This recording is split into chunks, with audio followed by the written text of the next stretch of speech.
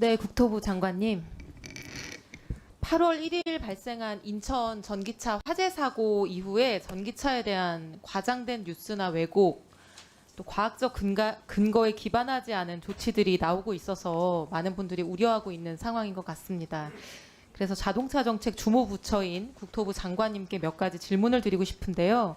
먼저 모든 전기차는 화재 위험성이 있다. 이거 맞는 말입니까? 틀린 말입니까? 아까 이제 전기차 화재가 늘어난다고 말씀하신 것은 이 전기차 보급이 늘어나기 때문에 그게 병리에서 늘어나는 것이고, 제가 보고받은 자료도 확인한 자료로는 일반 자동차, 내연기관 차나 전기차나 화재가 나오는 그 비율은 거의 비슷하다.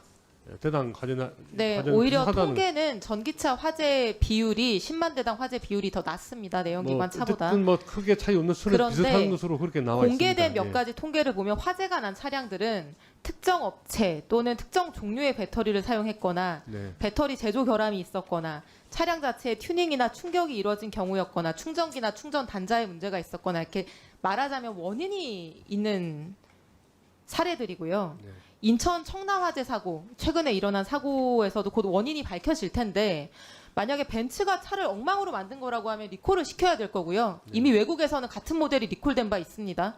배터리에 결함이 있다면은 그 배터리 사용 전면 금지시켜야 되겠죠. 그런 조치들이 필요할 겁니다.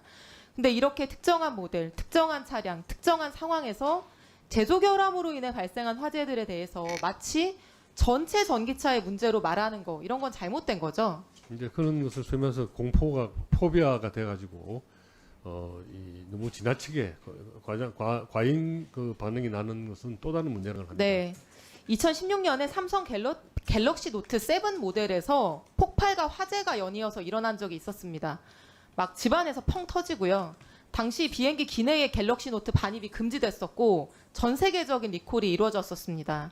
그 이후에 다른 스마트폰 모델에서도 화재가 발생한 적이 있었는데 원인을 규명해서 제거하려는 노력을 다들 했던 거지 스마트폰 전체에 대한 반입 금지 조치라거나 이런 걸 취하지는 않았었거든요.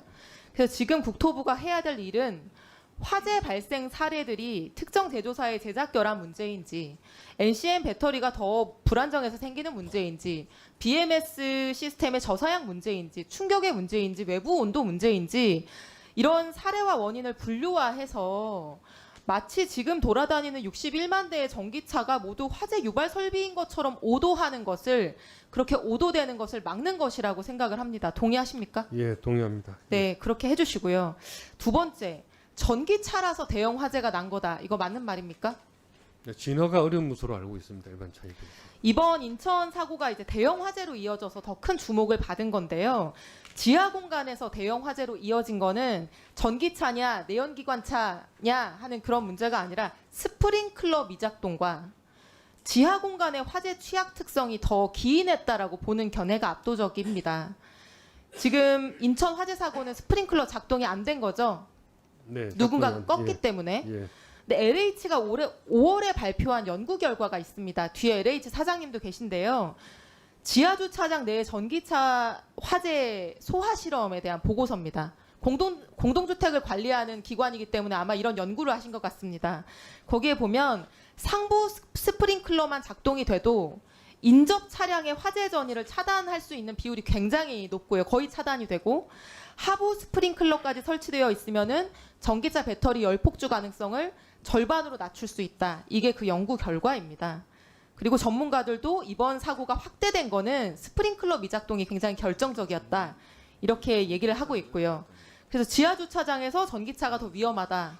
전기차 출입만 금지시키면 이번 화재 같은 사고가 막아진다. 이거는 틀린 생각이죠? 동의합니다, 의원님 말씀. 네. 예, 예.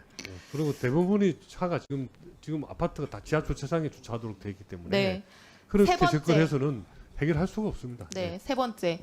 전기차 충전율이 높으면 화재 가능성이 높아진다. 이거 제가 여쭤보려고 했는데 아까 답변하시면서 네, 네. 입증된 바 없다 말씀을 하셨어요. 충전율하고 화재 가능성은 입증된 적이 없는 거 맞죠? 네. 네. 이번 청라 화재는 충전 중도 아니었고요. 과충전 상태였는지, 뭐 충전율이 얼마였는지 아무것도 아직 확인된 바가 없습니다. 근데 서울시가 청라 화재 사고 딱 일주일 만에 대책을 발표했습니다. 8월 1일 날 사고가 발생했고 서울시 대책이 9일 날 나왔습니다. 위원장님, 저 2분 더 쓰고 추가 예. 보여주시면요. 서울시 대책 이런 겁니다. 90%까지만 충전이 가능하도록 제한 설정된 전기차만 아파트 지하 주차장에 출입할 수 있도록 하되 공동주택 관리 규약의 표준이 되는 준칙에 이 내용을 서울시가 담겠다. 그런데 이 준칙을 참고해서 각 아파트 단지가 자율적으로 관리 규약을 정하면 된다. 이게 대책의 내용입니다. 장관님도 보셨죠, 내용? 예, 제가 말씀드린 아마 주민들 간에 굉장한 다툼이 발생하거나 지금 뭐 멱살 잡고 뭐 이런 예, 사건들이 그럴 계속 일이 생길 발생하고 가능성이 있고요. 있을 것 같습니다. 예. 저는 사실 인구 1000만의 수도 서울을 이끄는 서울시에서 서울시장께서 이렇게 경솔하고 비과학적이고 무책임한 정책을 내놓았다는 거에 사실 경악을 금치 못하고 있습니다. 이 서울시 대책은 굉장히 문제가 있는데요. 첫 번째, 마치 최근 전기차 화재 사고가 충전율 때문에 발생한 것처럼 오인을 유발하고 있는 거예요. 청라 사고만 하더라도 아직 충전율도 공개되지가 않았는데, 그리고 충전율을 기준으로 화재 예방을 하겠다. 이 판단의 근거도 전혀 제시하고 있지 않습니다. 다음 슬라이드 보여주시면 이 문구가 되게 재밌는데요. 딱 요 한 단락입니다. 학계와 산업계에서도 이게 효과가 있을지에 대해서 논란이 있는데 많은 전문가들이 효과가 있다는 의견을 제시하기 때문에 현 시점에서 그냥 유효한 방법으로 보고 이렇게 하겠다는 거예요. 보고서 하나 인용이 없습니다. 퍼센테이지 하나, 숫자 하나 들어가 있는 게 없습니다. 근데 준칙을 배포하겠다니. 그게 너무 경솔하지 않나요? 저는 이게 무슨 대책 빨리 내기 경쟁을 하려고 했던 것 같다는 생각도 드는데, 두 번째 문제점은 본인들도 이게 맞는지 확신이 없으면서 시민들에게 정책적 판단을 떠넘기고 갈등을 부추기고 있다는 거예요. 아니, 충전율과 화재가 진짜 연관성이 있다고 하면 법이나 조례로 막아야죠. 이게 금지시켜야 될 정도로 화재 위험이 큰데 그걸 아파트 주민들이 임의로 판단해라, 자율적으로. 그래서 멱살 잡게 부추긴다. 이렇게 하면 안 되지 않겠습니까? 그래서 정부가 지금 9월 달에 대책 발표하신다고 했는데 정부의 대책에서는 이런 무책임하고 과학적 근거가 없는 이런 대책이 아니라 굉장히 신중하고 근거에 기반한 그런 대책을 만들어 주시기를 요청드립니다. 그렇게 해주시겠습니다. 네, 의원님 말씀 유념해서 저 그렇게 하겠습니다. 예. 예.